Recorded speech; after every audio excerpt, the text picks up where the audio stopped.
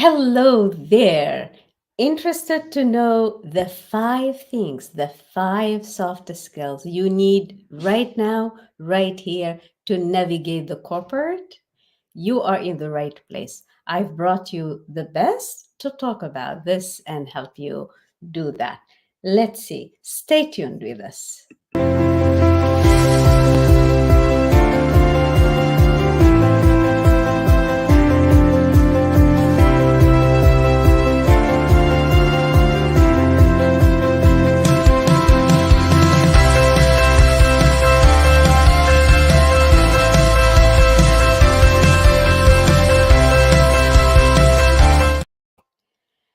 And hello, good evening, everyone. How is everyone doing? Happy Monday, everyone. How is your start of the week doing? And welcome to the Quantum Leadership Hacks.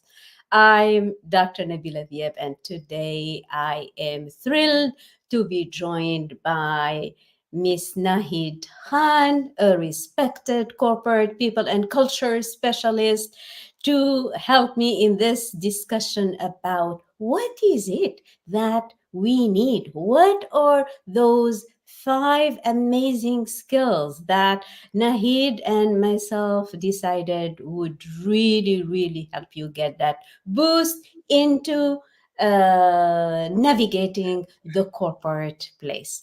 So, we are delving into this crucial topic, the five soft skills to help you thrive in the corporate world.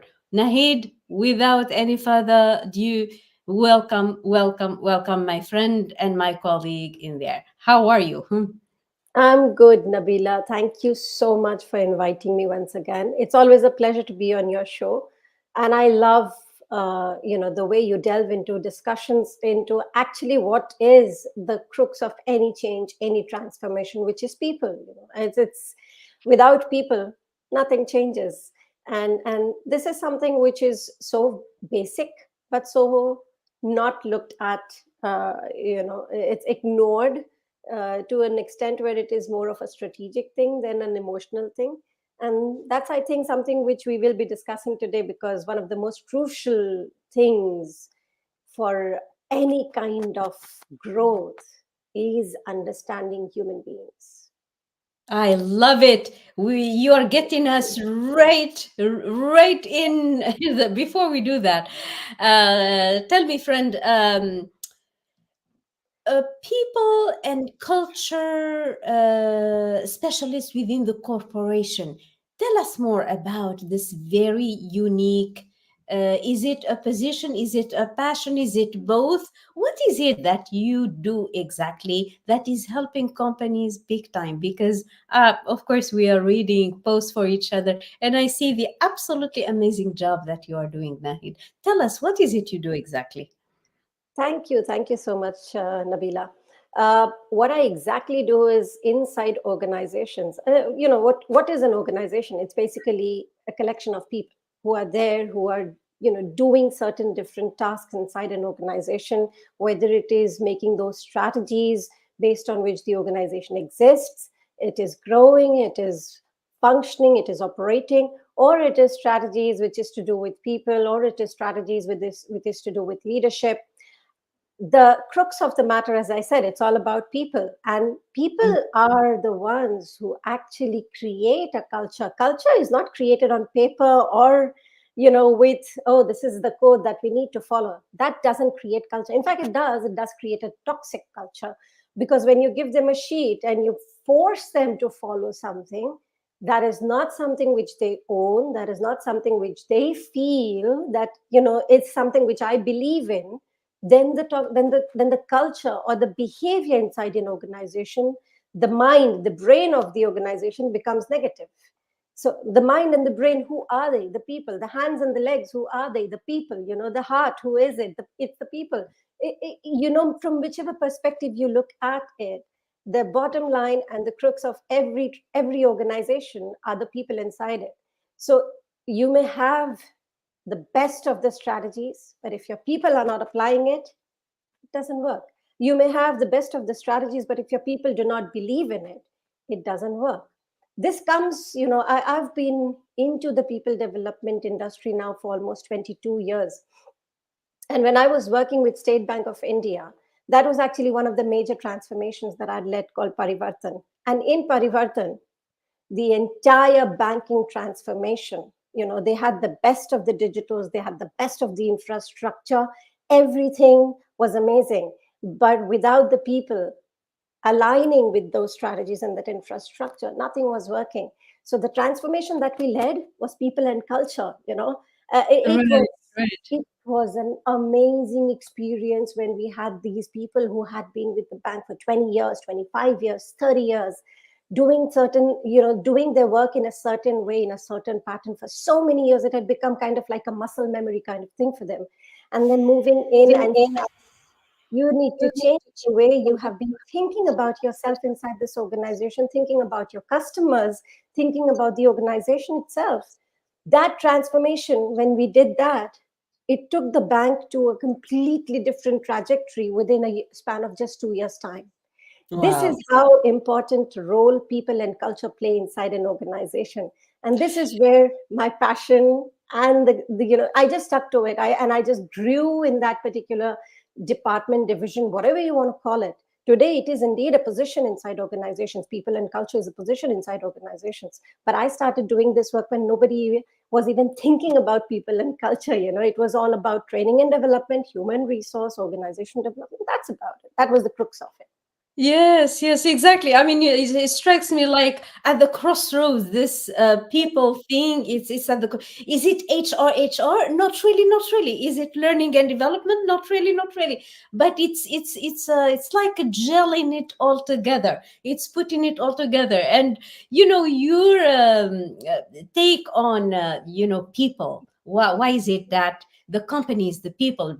I remember my mentor, Bob Proctor, and we would be in Toronto in training, and he says, "You know what? You take a company."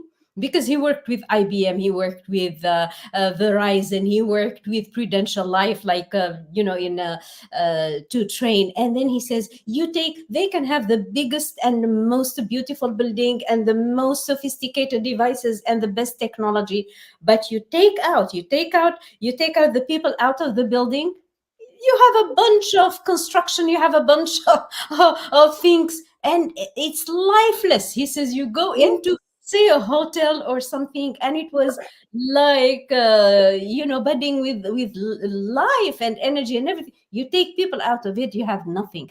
So I totally get your point. It's the people, and this me, for me personally, it brings more hope, because a lot of people get scared. Certain positions like HR, it's being digitized, it's being robotized, we are being replaced. But there is that thing that makes us who we are as humans, that no chat GPT or robots, even the most sophisticated, like if you like, create. So I really love this. So okay, so hello everyone. Good evening. Umama, how to change people and thereby change the culture? Very good question. The how question is coming back again. So, how to work on people? How do you work on people? This salams from Florida. My friend Ziba is here. Hamudu. Great. So, we are on a mission during those 30 minutes to nail the five if the people, before they leave this short live, before we close this short live, they can get from here five essential soft skills that they can apply right now, right here in their corporation, and then it's going to change how they do things. Because people are, the change is a key word. Change is a key word, and everybody, I don't know about everybody, but it's time for change. And again, I bring the late Bob Proctor. He says change is inevitable, but personal development is a choice. I mean, Yep. change is happening whether we like it or not. But whether we want to keep up to date, to keep abreast with what's going on or not, it's a choice. So, five soft skills, that which one do you think is number one? Where do you want to It, take us, Nahid? it goes without saying, Nabila. If I want to understand you, then first I need to understand myself. Khalas. Hmm. Nothing happens without you becoming aware of who you are. You know, what are your beliefs? What are your thought processes? How do you think?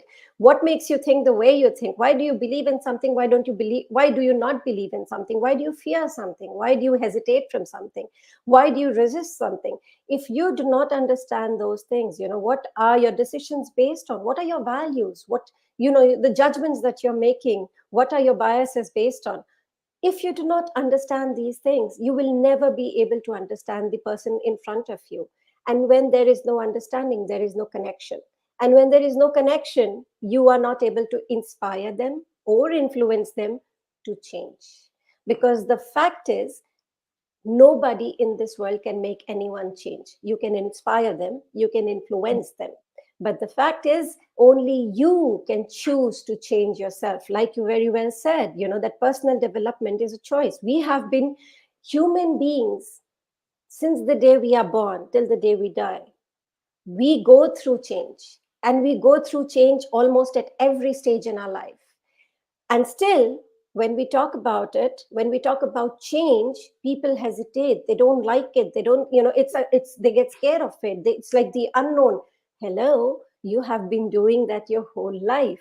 Every time when you graduated from school and went to college, there was a change. When you actually went from primary to middle and middle to high school, there were changes. When you went from being an adolescent into teenager, there was a change. When teenager from adult, there was a change. When you got married, there was a change. When you had kids, there was a change. You've been going through change almost all throughout your life. But because you've not been reflecting, because you're not aware about how, you know, when you shifted from school to college, what are the things that changed in you, in your life, around you, inside you, outside you? Did you ever reflect on that? We don't.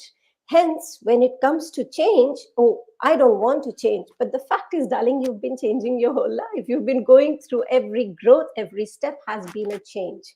So, you know, bringing this basic thought inside people that, you know, the thing that you are resisting or you are scared of or you are saying it's unknown, well, you've been doing it your whole life. So where is it coming from? This is where beliefs and biases and judgments and decisions need to be reflected upon, because that's where the resistance or the other obstacle comes from towards change.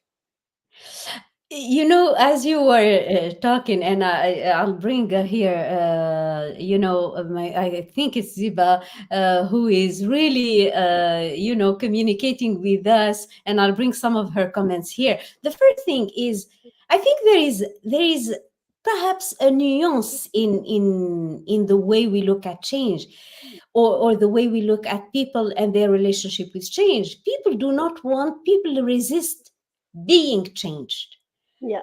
but if they are, if you like, motivated, or if the change comes from within, if there is a process whereby they adopt and adhere to this change, it becomes part of the process. But people resist being changed. And this is Yes. also another lesson I learned from the late Bob Proctor. But Ziba here says, know your values. Your own values are your cash to purchase. I love it. I love it. Yep. I love it. We're not going through changes, but nothing will change unless we change our minds. And very well said, Ziba. But I'm going to ask you, Nahid. Um, when we talk about know yourself, and of course in the Bible it said, it said this from the beginning, and it was said, know thyself. Mm. At what level do we need? There's so many levels where we need to know ourselves, physically, emotionally, mentally, psycho, even in terms of the way we learn. We talk about visually oriented, auditory, or kinesthetically oriented. What do you think? What is it, all of this, or something like in particular that will help in the corporation? In corporates, you don't need to go so deep into yourself. I see a lot of people, they do this yoga classes and meditation things inside organizations. That's not what, because what is the purpose of knowing yourself in corporates? It's not for getting inner peace and inner calm. That's not going to help you. In Hmm. corporates, when we talk about knowing yourself, and I will categorically classify in corporates, because know yourself is a huge and a vast concept. There are different layers to it, as you very well said. There are various layers to it. Up to which layer in the corporates do you need, or in your professional life to change? What do you need to know about yourself? You need to know your values, you need to know your biases, you need to know your beliefs, you need to know the basis of your judgments and decision making, because these are things which are needed inside corporates from you. How your connection with people is influenced by your values, your beliefs, and your biases. Your decision making, your performance in the role that you are in, it is influenced by your judgments and your decision making. So knowing these things, stay at this level. You don't need to go beyond this. When you're in the corporates, you need to be aware of your biases. You need to be aware of the things that you fear, the things in decisions. When you make decisions, what are the things that you ignore, and why are you ignoring them? What is it? Is there any fear, any insecurity behind it? Is there a thought which makes you say you may fail? And mostly people have this fear of failure, and not because they have failed previously in life, but because they assume they will fail, which is based again on their biases, on their judgments. So these are the five things that they absolutely need to become aware of. Their values, their judgments, their biases, their beliefs, and of course their fears. Wouldn't you agree with me? Because I tend to want to be kind of holistic, that at the base, even at the base of our fears, there is a belief, there is a Yes, thought that has accumulated in such a way it became like a belief, like if I do yes, this, I'm going to be scared. yes, That if we water it down to beliefs, like it's all about what you believe to be true, what you believe, what you consented as true about yourself and about others. Let's kind of be specific and say, for example, if I believe that um, I can work on my own. And for a long time, we've been led to believe you can succeed on your own. You can, mhm, you through grit and hard work and sacrifice, you're gonna nail it. You don't need anybody. I, for one, but while I let go of this, like go take the elevator of education, work hard. Put your blinders on. But today's corporation requires a lot of symmetrical or yes, relationships where yes, you're not just reporting to your boss. Reporting to the boss is a fact of life, but where, so to speak, reporting also to collaborating, where and that's where all kinds of beliefs are going to mix, because it's no longer I believe I deserve the promotion and the boss believes I'm right, I'm good right where I am because I'm doing good Excel sheets and I'm saving him a ton of time in the corporations and he doesn't want me to move on. So two different kinds of beliefs, but now we are connecting the beliefs of everyone about mm, everyone, right? mm, We are talking about especially today's where corporate workplace, where we can have different nationalities, different geographical regions, different backgrounds, different school systems, different educational systems, societal values, family values, personal traumas, and fears and everything. Help me disentangle this, Yanahit. it's quite simple, Nabila. It's how you look at diversity. Okay, because diversity is natural and it exists all around us. I'll give you a very, very simple example. You are, say, if you are somebody who has siblings, you're born from the same parents, but you may be short, your sibling may be taller than you. You may be a little healthy, your sibling may be thinner or slimmer. You may be, more active, and your sibling may be a little lazy. Do you have conflicts based on these differences inside your house? Do you go and say, oh, I don't want to stay with this person, or this person is bad, or my brother or my sister is not good?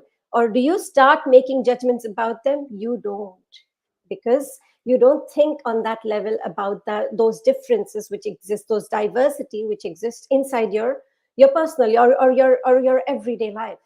But the moment you step into an organization and you have different people around you, you start noticing those diversities. And you don't just notice them, but you start basing judgments on them based on whatever has been your conditioning of those diversities. The fact, and you said it very well, Nabila, that you need to have collaborative mindset. That is where think win-win will come from. And Mhm. if we go to the basics of what is an organization is a collection of a group of people who have to work together for a common purpose. Now, this group of people will definitely be diverse, just like you have diversity inside your home, where your parents, your mom, your dad, your brother, your sister, everybody is a unique individual with certain likes, dislikes, wants, desires, which is different from yours. When you are able to accept that, what stops you from accepting this? It's just your beliefs which come into play, it's your conditioning which comes into play. What do you need to do? You just need to look at what are your conditions, that you have put inside your brain. On when you look at people, how are you judging them, and on what basis are you judging them? If somebody is coming from Harvard, and if somebody is coming from not a renowned university, who do you think is better? Of course, the Harvard one. How? What basis? Just because there is a brand name. And this is a conditioned thought process. This is a conditioned pattern of thinking which exists in the society. And we humans have this tendency of following what is already there existing because it's easier. It's easier if you just follow the already set norms in society and everything, rather than going ahead and questioning, why should I follow this? Why can't I have my own? Or what is it? What makes me think like this? What makes the society think like this? I'm not asking you to change the society. You don't need to do that. If every one of us can just start questioning our own conditioned beliefs, the society will change by itself. The same is within the organization. If And this is where again self-awareness becomes so important, because if I don't know on what basis am I making the judgments, then the perspective with which I'm looking at the colleagues around me, I'm not aware of them. I'm not aware from where my unconscious biases are coming in, and they become the roadblocks in collaboration. Because when I'm collaborating, I will be drawn towards those who my personal biases says are more, they'll be more beneficial to me. And this is where again conflicts start happening, and divisions start happening. Inclusion is not, today when I see people talk about inclusion, but the fact is the way you are talking about inclusion is actually creating more non-inclusivity than creating inclusion. Divisive behavior. Sometimes the a simple concept like, when you have a company and there's a group of people who are working together, it's just a group of people working together. But when you have a group of people working together towards a common goal or a common purpose or a common mission for then they become a team. uh, Yes. so that because they collaborate and they are putting like the pieces of the puzzle together towards that particular goal. So we mentioned knowing ourselves, and the second soft skill is collaboration and teamwork, right? Yeah. Absolutely. I'd Yeah. like to add here something with the teamwork that you've said, because, and this is again another part of the skills that we are talking about, because to do a collaboration which is effective and optimized, you need to collaborate on strengths. What do I mean by that? Mm. When I'm aware that, okay, this is my strength, strength is I can do critical thinking, I can look at the minutest of details. And I know that that also becomes my weakness. And a strength which is overused always becomes a weakness, right? So I get lost in the details. And then I get lost track of lose track of the big picture. And then I have a colleague in my team who's not very good with details, but always with the big picture. He's the one who can pull you out and put you back on track. Let's go. This is what we're supposed to achieve.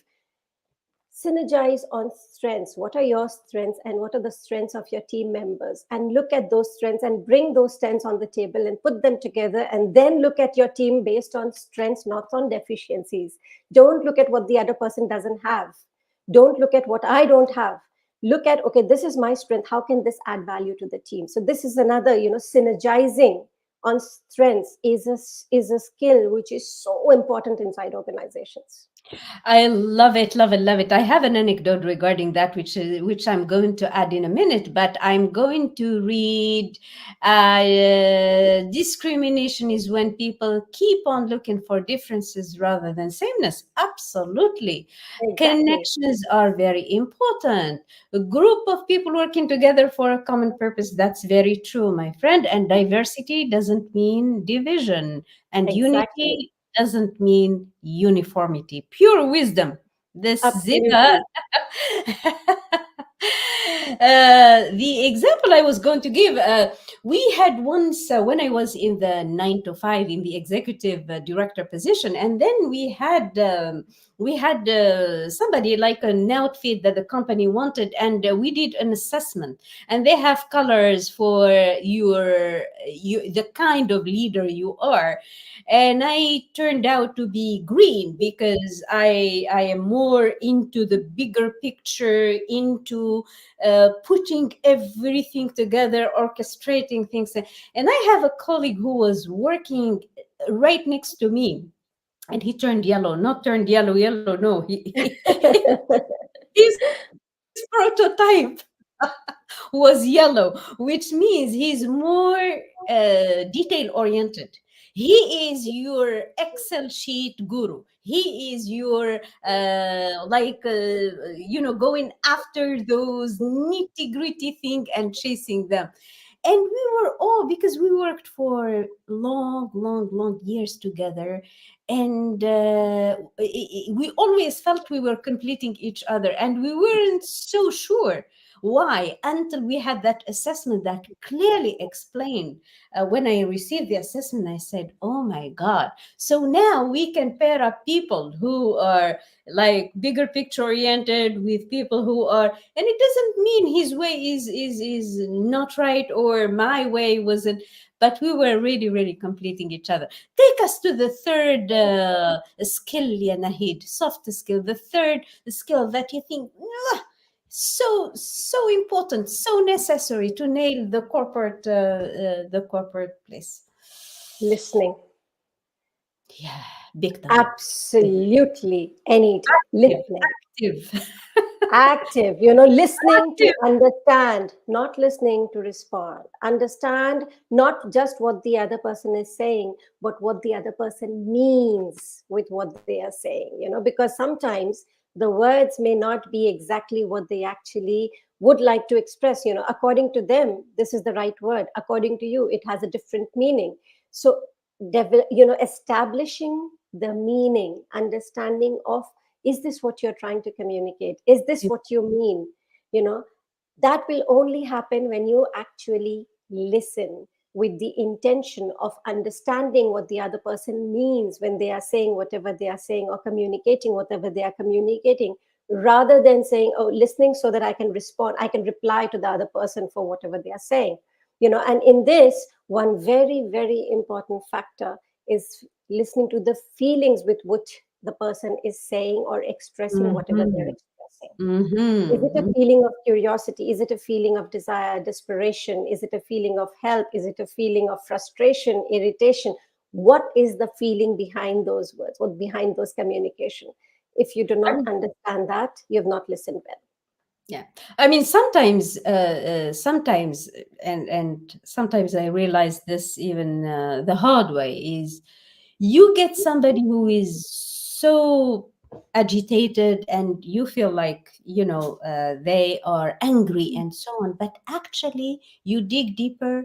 They are just asking for help. They are asking to be Exactly. heard, and they are asking for help. And it's their way of expressing, hey, I need help. I need help. Can you help me? And Exactly. sometimes you said, by just deconstructing, and this, to be honest, it comes Mm. after, many many if you like, anecdotes where you need to learn this. But today we don't have to, because we have everything, so to speak, nicely deconstructed and nicely presented, so we know what makes people, angry, or how they ask for help, or when they raise their voice, what does it mean? It doesn't mean that they are being disrespectful. Mm. Sometimes just their way, or maybe culturally it's their way of Mm. asking for help, and Yeah. so on. Can you give us and you've been in the corporate, do you have a specific example how sometimes it could be one word, or something that the person said, and he meant it one way and it was understood another way, because of lack of active listening? Because what happens when we are not actively listening, our mind is two steps ahead. It's trying to assume that the person means this. It's not actually what the person said. It's actually assuming, oh, I know this scenario and he's going to say this, or I know. It's like you are two steps ahead of that's one part of our mind that is running ahead, so as and it's fear based, Mm. because we are Absolutely. running ahead of the discussion, because we want to prepare the answer, is like to defend ourselves. So when we are not listening, we are in survival, to a certain. Absolutely. Nahid, what do you say? Do you have an example? Noor I have. Al, for example, says, great point, listen to understand. And WM says, what an enriching, live, incredibly informative. I feel fortunate to be part of this invaluable experience. Thank you for such an insightful session. Nahid Thank and you Dr. so Hilal. much. There you are. Thank you. Uh, Nabila, you've actually spoken about it in such a elaborative way that, when, of course, in corporates, in my own experience, there have been so many instances.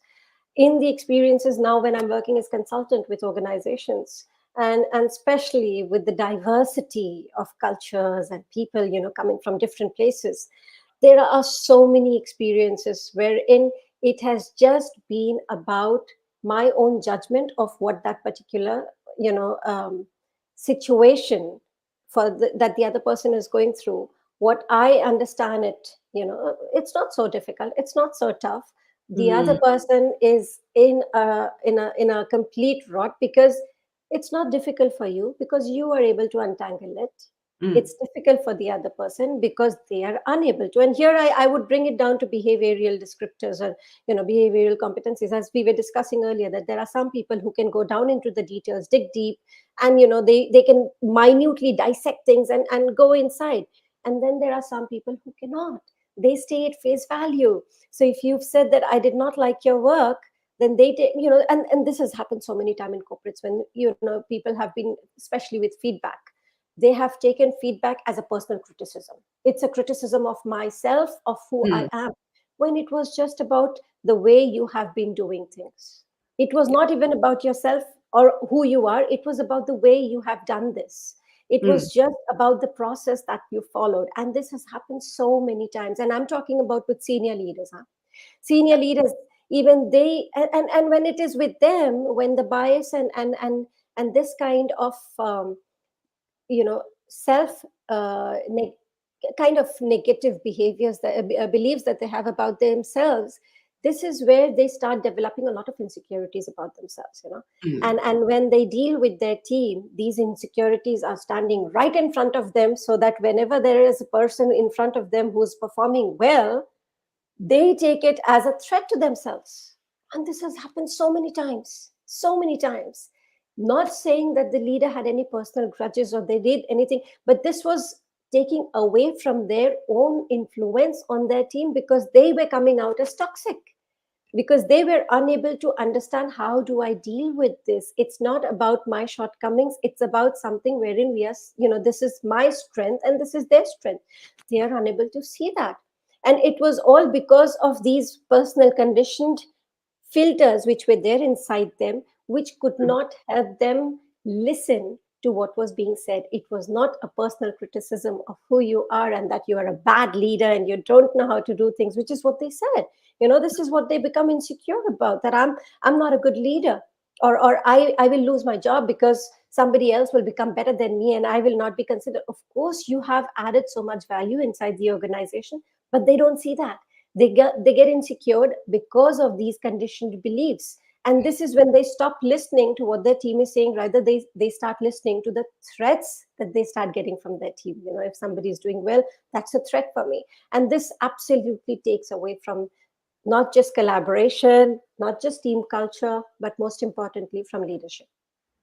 Wow, this is so impactful. I think, like, because this happens even, as you said, at senior levels, and it can jeopardize, like, even uh, people can become really insecure about their position and stuff like that. And I think the way to handle this, at least, on a certain level, is the way we address the issue. It's not by specifying from the outset, this is not about you, this is about the performance, this is about how it was done, this is about the process, this is about the choice. It's not about you as a person, it's about the choice Yeah, for example, handling this through this process or that process.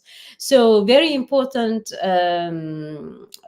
It, even how we go about giving feedback. A lot of cultures, they start by boom giving the negative, and then they ease in, they keep the cherry at the top, they call it. yeah, Which is leave the good thing at the end. And of course, we know the other way, which is you start by easing the discussion into giving the positive feedback, and then you can start tackling those areas for improvement. Take us very quickly, Naheed, to the fourth, I think, fourth or fifth it will be step. the fifth one now. Yeah, Fifth exactly. one. We are on our fifth soft skill needed for the workplace, Naheed. What would you say? It is the golden mantra that no matter what position you hold, it is important for you to have this. It is, if you've read Stephen Covey's book, it's called Sharpening the Saw, and in plain and simple language, it's continuous improvement. Nobody knows everything. Nobody can know everything, and nobody has grown to the maximum that they have the potential to grow. We all have the potential to keep growing, keep becoming better than who we are. So, continuous development, continuous improvement, continuous learning should become something that you plug inside your life, personal, professional, everywhere. Just put in there that I need to look at it and I need to make things better. I need to make myself better than who I was yesterday. Absolutely, can't agree more. Like, embrace it, just embrace it, that the success is not an arrival point. Nobody has arrived, we are all on a trajectory, on a journey, a beautiful journey. So while you are going, enjoy the journey and look on the sides, and enjoy. I have a very nice window and a lot of greens outside, and then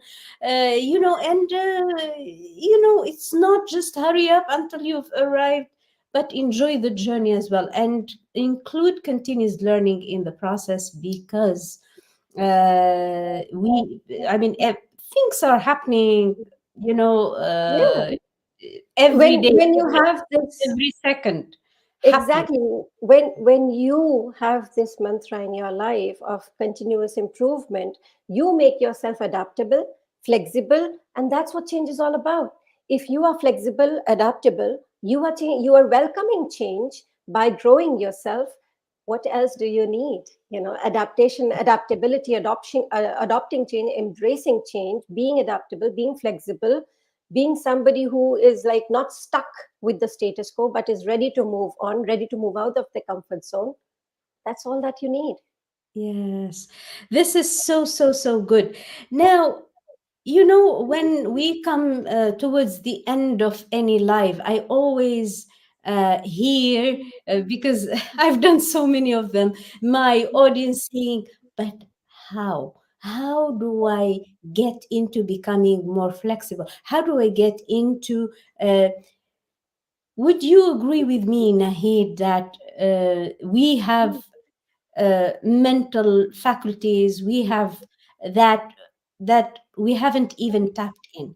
Like, if we inject more perception, meaning looking at things from different sides, this can ease into me understanding and turning around and going on the other side of the table and understanding my colleague who is probably raising her voice or something, and that allows me to understand her better. Like, Hmm, perception. hmm, Like, when we talk about for example, problem solving, or team collaboration, or it's a matter of using our imagination. If we don't have a solution, or we don't have a way of doing things, let's create it. Would you agree with me? Like, what other things would you add to this? Like, I mentioned perception and imagination, which are skills we need to harness in order to come up, in order to exhibit and show and demonstrate these soft skills so much needed. Because a lot of people, they say, I'm flexible, and it's relative. They may not seem so flexible, but they believe they are flexible. So what other things would you suggest for people to better adopt and incorporate these soft skills in their life You and know in? what is Mm, one of the most important things is become curious. Become curious about yourself and others. Ask the what questions, the mm, how questions.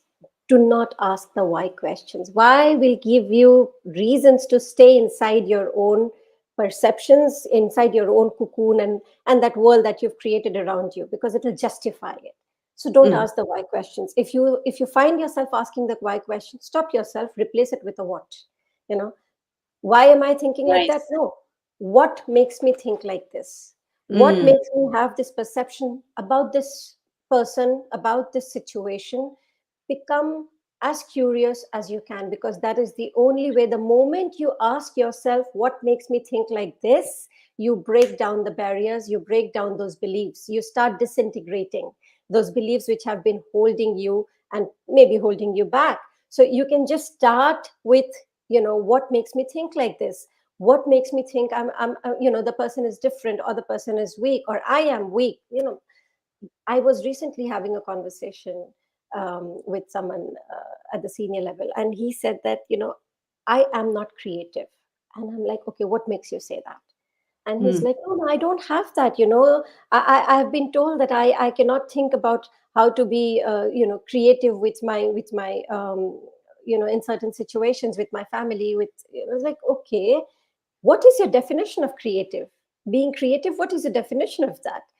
Is it about somebody who pops up surprises? Is it about somebody who does impromptu things and innovative things and doesn't do? Or is it somebody who can think different? Mm. And that was like, okay, he was sitting down and thinking Nice. about it, because the fact is, if you are not doing what they think is creative, you are thinking yourself not to be creative. But are you doing something or not?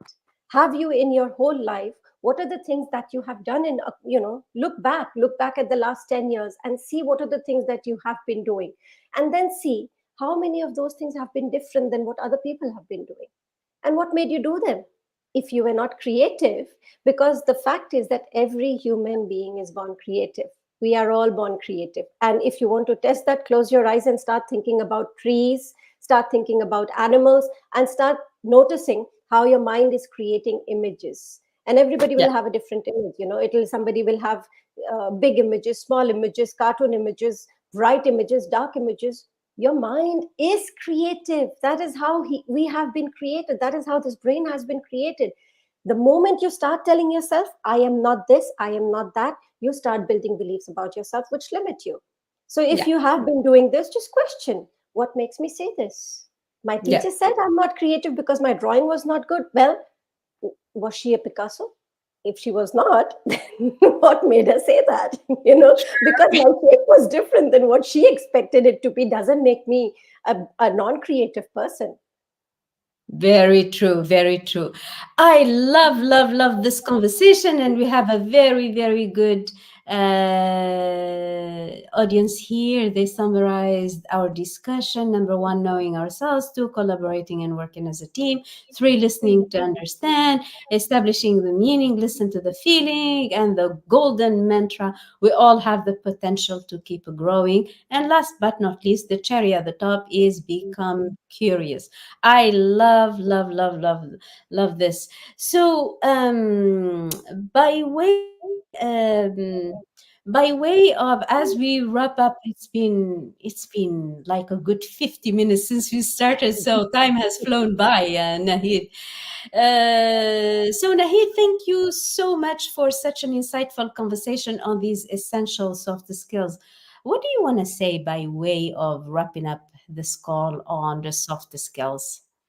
What's something from out there, from the trenches out there where you are with corporations? What's something that you want to teach or share with our audience for them to keep it or to take it into their own boardrooms?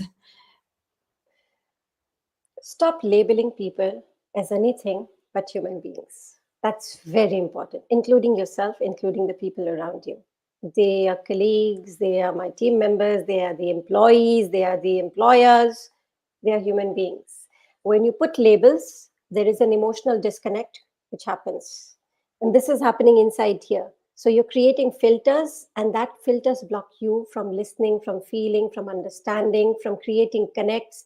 If you look at this behind me, this is our logo.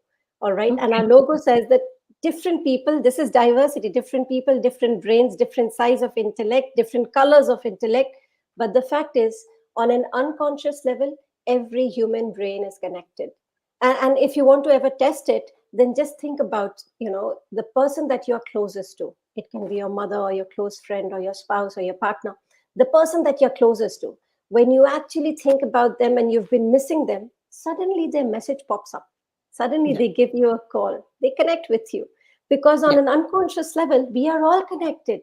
So it's just absolutely not possible for you to not have that connect with the people around you if you just let go of these barriers of your beliefs and all of these obstacles. Just look at human beings as human beings, and believe me, you will be amazed at the transition that you see in your perception, in your relationships, in your communication, everything. I love it. I love it. I can't have enough of this. This is so good. So for our audience who really want to develop these skills, and this skill with, or these five soft skills that we are talking about, they are, so to speak, skill set. They are your repertoire, some of the repertoire amongst many of your skill set that you can bring to the corporation. Needless to say, doing certain things or practicing certain skills without the mindset of it or the background of it is not going to take us anywhere. And I always say, success is, or success, understand it as achieving anything you want in life, from personal to Absolutely. professional. It's 80% mindset, Right. it's the way you are thinking about things, and 20% the skill set. And if you are interested in a short master class, as our beautiful audience, that summarizes the whole repertoire of mindset and skill set, hashtag career in the chat, hashtag career in the chat, and or masterclass in the chat, and we will send you the masterclass where you can have a look at the whole repertoire of strategies that can get you to your next level up, which could be your career, it could be a leadership position, which could be anything really you want. So, Absolutely. to our beautiful audience, thank you so much for tuning in to the Quantum Leadership Hacks. Remember, developing these soft skills is crucial for thriving in today's corporate world. It's no longer a choice, but incorporating them one by one and little by little and day by day without forcing or anything. Just be curious and embrace these things can go a long, long, long way into you have no once you get started, you have no idea where you are going to go because you keep learning and it's going to take you to a wonderful, wonderful place. Noof Al Breka says, thanks a lot. The session was so useful and great points being shared and discussed. You are very, very welcome. So, everyone, join us next time every Monday, 7 p.m. KSA, every week for more insights on leadership and personal development hacks. I'm your host, Dr. Nabila Diab. Thank you very, very much for tuning in, and I'll see you next time. Bye bye. Bye bye. Thank you so much, Nabila. Absolutely my pleasure.